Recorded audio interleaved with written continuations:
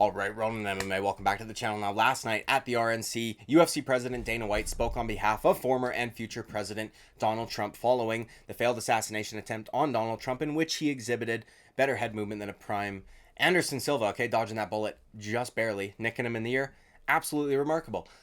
Besides all that, though, Dana White has been getting slandered on Twitter ever since then, because that is what the left typically tends to do when they feel they are losing. Okay, they resort to slimy and shady tactics and what they would call, ironically enough, dangerous rhetoric to use against the other side, which, it's ironic because they constantly accuse the right of doing that. But before that, I want to go over something that Luke Thomas said. Now, Luke Thomas, to me, in this video is going to be symbolic because he is using the same argument that I see from like the majority of left-leaning people when talking about this issue, and it's driving me up the wall. Now, for those of you who typically come here because of MMA, strictly MMA stuff, right? I do apologize for this video. If you don't like it, that's fine. If you want to unsubscribe, that's fine. I find this stuff to be interesting. I find it to be important, and also I'm not necessarily satisfied with the representation that my side gets.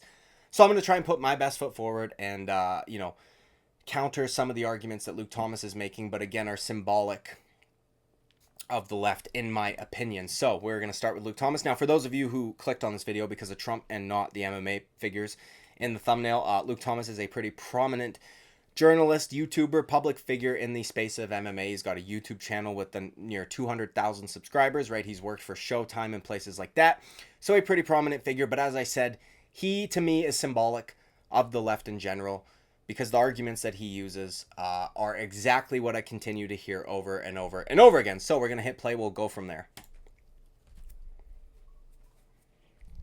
Any thoughts on the Trump assassination attempt? Yeah, I mean, bad. Super bad. A failure in any number of different ways. A security failure. Obviously, if you live in a country where you are awash in firearms, that's just going to be a very difficult world to make safe. All right, now that may have been a slight dig at the amount of firearms in the United States of America. I'm not sure what his intentions were by saying that. I just want to point out a little bit of context. Luke Thomas wasn't a Marine, right? So I don't know that he's inherently like against firearms or anything like that. I don't know what his intentions were in saying that. So I'm not going to, hit him too hard for that. It did seem like a little bit of a dig at the firearm policies within the United States of America, but just wanted to add that context. We will continue. Relatively speaking, I think that played a role. Also, it just should be said, like if you work and you live inside a otherwise functioning democracy and you're not against political assassination, something is definitely wrong with you. It obviously is very good that he lived. It's very bad what this person attempted, and the potential fallout of what this person attempted would be disaster for a lot of different folks in a lot of different directions, none of which I don't think any of us could afford. All right, so I'm going to pause it right there because, aside from that maybe slight dig at the firearm thing, I don't think there's anything here to disagree with. It seems very reasonable, especially compared to a lot of the people that we hear on the left, right? We hear some absolutely unhinged takes from people on the left immediately following and up until this day, of this incident of Donald Trump being shot. Insane people, insane takes. Compared to this, fairly reasonable, right? For someone that is staunchly on the left, make no mistake about it. But that being said, right? I just used that word. However, there's a saying, right? Everything before the word but is essentially bullshit, right? I don't know how that phrase exactly goes, but that's essentially the gist of it. Whether or not Luke Thomas tries to flex his vocabulary on us and he uses a larger word that just means but, okay? Make no mistake, that's what he's doing, right? So I just wanted to point that out before we continue, because that is exactly what he's about to do, and what he follows up with. It drives me nuts, okay? So I am very glad that that did not happen. Obviously, that would be extremely bad. So in that sense, in that particular sense, I would say, anyway, relieved. Although, there it is. Just want to point it out. Although, right? And then continues on. Now, in my opinion, since he said this transition makes what he said prior kind of mean nothing to me. Do you know what I mean? To me, that now seems like the pre-programmed, like, yes, I condemn, bad, don't do that, would have been horrible, all this stuff, happy he lived, whatever, right? Pre-programmed bullshit that he needs to say to be responsible, right? To be a responsible person, to also maybe not lose sponsors and things like that, right? If he was to come out here like Destiny and just be completely and totally unhinged, maybe some sponsors wouldn't want nothing to do with him. But considering he said all though, and is about to transition into something else, to me, this next thing is his first like organic and real thought. And it's insane to me that this is like the first thing that comes to mind after the condemnation but we will continue. It's just a strange incident, right? Like, first there was these, like, totally. I mean, the crocodile tears about blaming political opposition for dangerous rhetoric coming from the people that champion dangerous rhetoric is very, very fucking hilarious. But okay. Okay, so that was it right there. Now, it was very quick. I do have it at 1.5 times speed. This drives me nuts, and I continuously hear this from people on the left, and I just want to address it in this video because, as I said, it drives me fucking nuts, okay? Now, he just essentially, what they're doing when they do this, when they go, you know, in preschool, if you were ever in trouble because you got in like a fight with a kid, you go, nah, you hit me first, or like, no, you were mean to me first. If you're getting in trouble for name calling, do you know what I mean? You did it first. That's literally what they're doing. It is a whataboutism, and it is all that they have done since this incident has occurred, okay? He is saying that he doesn't believe dangerous rhetoric, quote unquote, on the left could be even remotely responsible for what took place on July 13th. And then also goes on to say, oh, the other side is the one that champions dangerous rhetoric, okay? Because listen, dude, I'm sorry. Was Joe Biden shot at? Was there an assassination attempt at Joe Biden, or for that matter, any political candidate on the left? Right? I can't think of any off the top of my head. Someone let me know down in the comments below if I'm incorrect, but I truly don't think there was one, right? So that being said, either you're going to admit that your side is fucking insane and completely deranged and they can't handle thinking they're going to lose, or you have to admit that your rhetoric is more dangerous and you fucked a bunch of young, easily manipulated, impressionable minds into thinking that this man is the devil. And if he gets into office, that's it for the United States of America as a democracy. He's the devil. You've been saying it for 8 years. And what do you expect somebody to do if that has been drilled into their fucking head? Do you know what I mean? And again, I would challenge a leftist in the fucking comment section. Please tell me what dangerous rhetoric gets espoused from the opposite side. Right? Because as far as I'm concerned, over the last 8 years, what I've witnessed, and I'm Canadian, so, you know, maybe a little bit different. What I have witnessed is Nazi, racist, bigot, homophobe, transphobe, all this shit. If we even disagree with you on like sports or men being allowed in women's bathrooms. Do you know what I mean? And then when we say, no, don't you think it's kind of, you know, bad to be just calling people names like that? No, because it's true. Right? They wholeheartedly believe it. That is the rhetoric we have heard for the last 8 years. And that rhetoric, okay, for those of you who don't remember, has caused some serious events to take place, both in America, and in Canada as well, and I'm sure other countries. Okay, now Luke Thomas was one of those guys that was brutal during COVID, right? Very dehumanizing, belittling, like just awful to people who chose not to get an experimental treatment, right? He was brutal, like many others, like my prime minister, right? Dehumanizing, right? Very dangerous, quote unquote, rhetoric, as they would say, okay? Which caused people to be perfectly fine with their neighbors, with their family members, with their friends, losing their jobs and opportunities and things like that over making a medical decision for themselves, okay? Now, aside from that, during that exact same time, we saw rhetoric from their side cause riots, right, in 2020, okay? I'm going to focus on one. In Kenosha, Wisconsin, right, there was brutal riots. My cat is banging the door in the corner. I apologize for that. In which we saw 3 people get shot, 2 of which died, okay, by Kyle Rittenhouse defending himself. Those riots were caused by dangerous rhetoric from the media who blatantly lied about a police shooting with Jacob Blake, okay? Right? They made it seem like this was a black man just walking away, and for no reason, the cop shot him in the back 7 times, or whatever number it was. Meanwhile, the guy was trying to take off with 2 kids that he was supposed to be returning. Now, whether or not they were his own kids, that doesn't matter. He is not allowed to take them unsupervised, or he's only allowed to have them first. He was literally trying to kidnap his kids in a car that, if I'm not mistaken, did not belong to him, was fleeing the scene, tanked the taser, tanked another one, if I'm not mistaken, and went to go grab a knife, okay?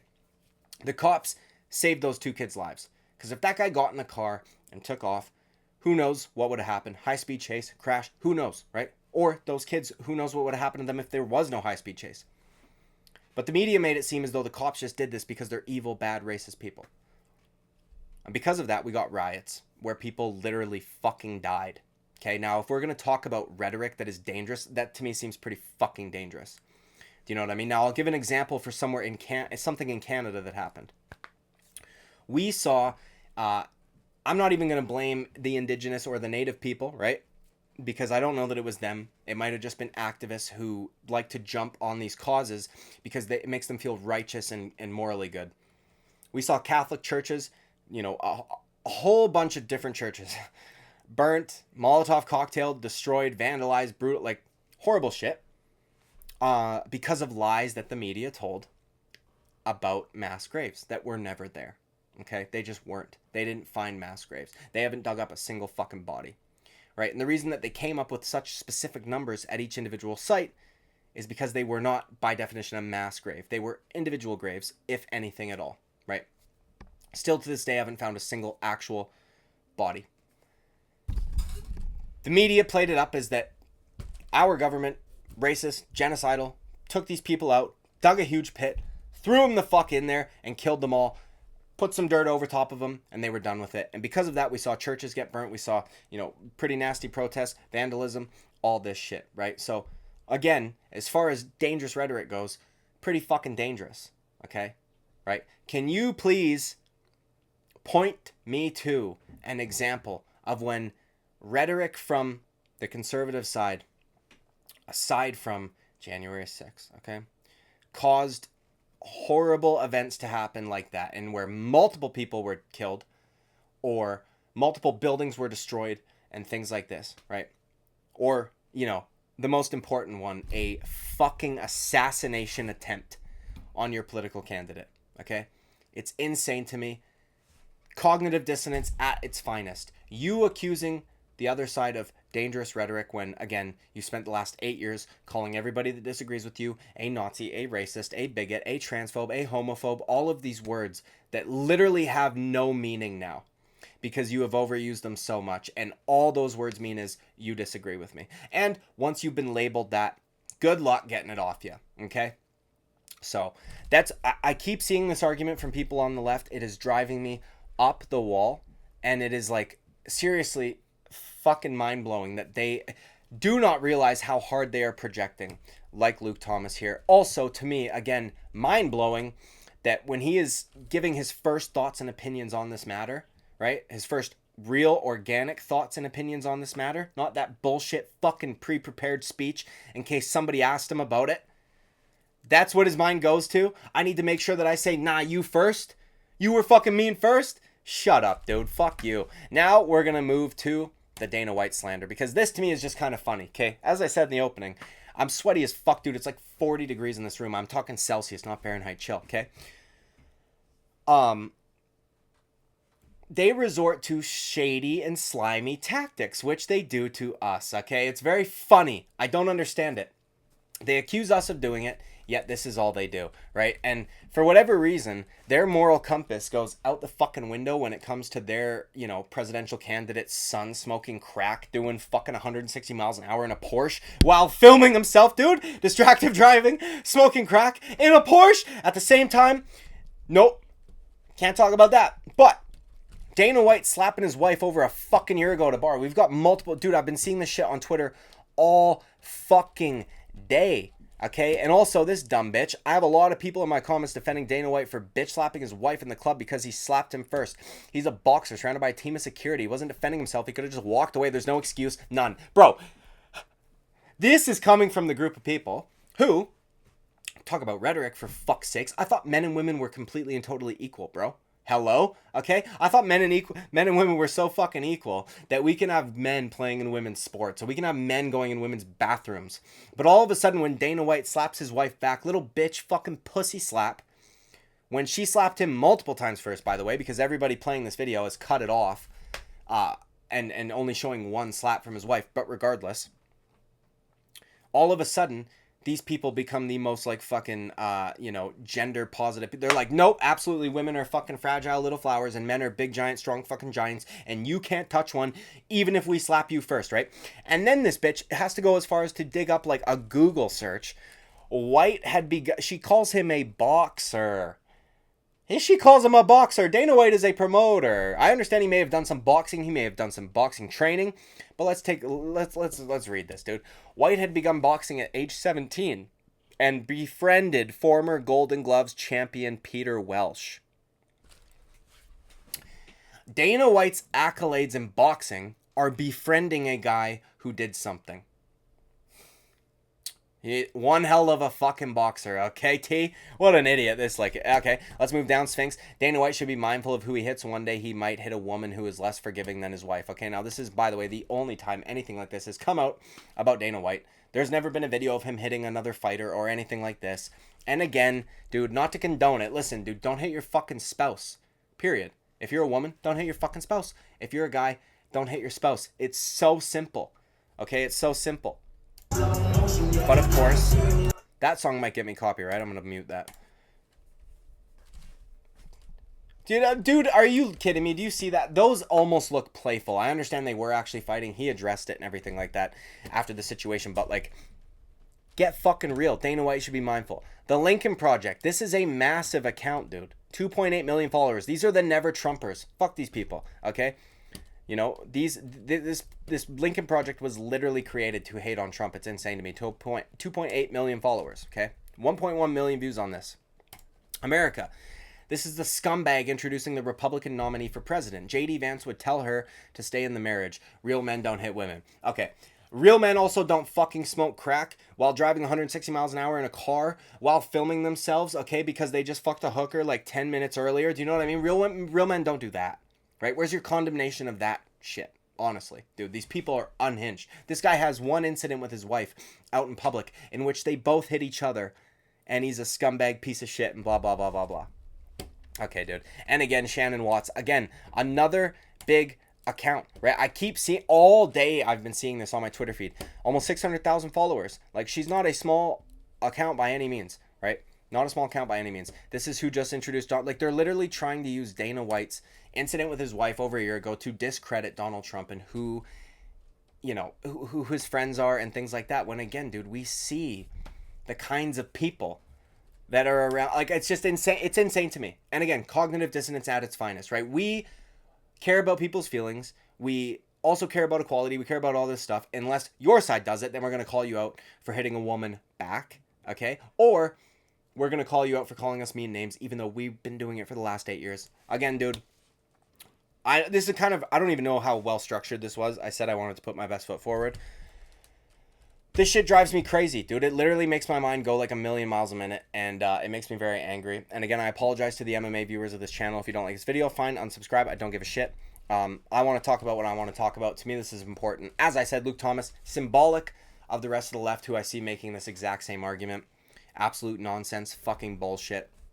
And to the people trying to discredit or, you know, smear Dana White's name because they're upset that he spoke at the RNC, fuck all of you. I can't wait to see how the MMA media reports on this, the kind of questions that they ask him. I will follow up if that happens. That being said, dude, like and subscribe. I would greatly appreciate it. I apologize. I'm sweaty as fuck. My mouth is dry. I'll see you at the next video. Bye-bye.